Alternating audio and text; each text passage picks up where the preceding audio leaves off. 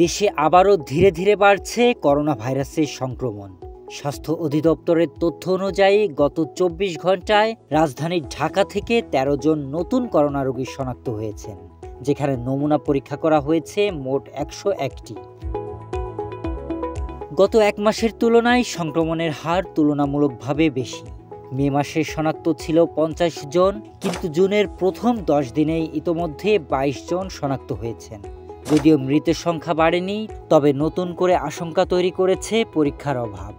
Dhaka medical college, Salimullah medical college ও শহীদ সোহরাওয়ার্দী হাসপাতাল সহ একাধিক সরকারি হাসপাতালে বর্তমানে নেই RT-PCR কিট।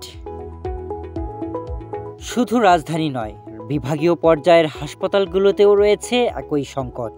এই পরিস্থিতিতে স্বাস্থ্য অধিদপ্তর বিশ্ব স্বাস্থ্য সংস্থা ও ইউনিসেফের সহায়তায় জরুরি ভিত্তিতে র্যাপিড এবং PCR কিট সংগ্রহ করছে।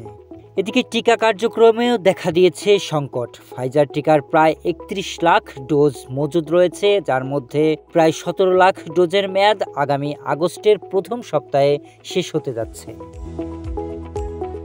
বিশেষজ্ঞরা বলছেন, যারা ৬ মাস বা তার বেশি সময় আগে টিকা নিয়েছেন তাদের দ্রুত বুস্টার ডোজ নেওয়া প্রয়োজন। অন্যদিকে নতুন করে কিছু উপভ্যারিয়েন্টের সংক্রমণও শনাক্ত করা হয়েছে।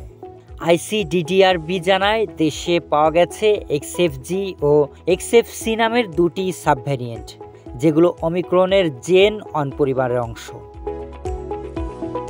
বিশেষজ্ঞদের ধারণা, এসব উপভ্যারিয়েন্ট খুব দ্রুত ছড়ালেও মৃত্যুহার তেমন বাড়াচ্ছে না। তবে সংক্রমণ রোধে জনসচেতনতা বৃদ্ধির পাশাপাশি আবারও মাস্ক পরা, হাত ধোয়া ও জনসমাগম এড়িয়ে চলার উপর গুরুত্ব দিচ্ছে স্বাস্থ্য অধিদপ্তর। Sharif Rahat, news desk, hello Bangla.